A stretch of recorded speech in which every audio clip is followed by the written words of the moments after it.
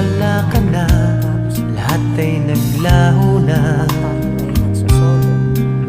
Buhat ng mawalay, nawalan na ng pag-asa.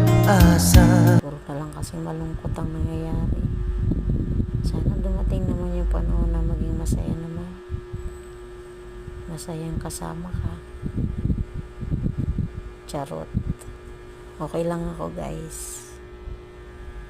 Ini-enjoy ko lang ang buhay hanggat kaya pa. Kasi pag nag-edad na tayo ng senior, wala na. Hindi na masaya. Kasi limitado na yung bawat galaw mo. Limitado na yung bawat kilos mo. Kasi mag-iingat ka na dahil nagka-crack na yung mga buto mo. So yun, lesson learned, hanggat bata pa, rumampa-rampa na, guys. That's all. Thank you, guys.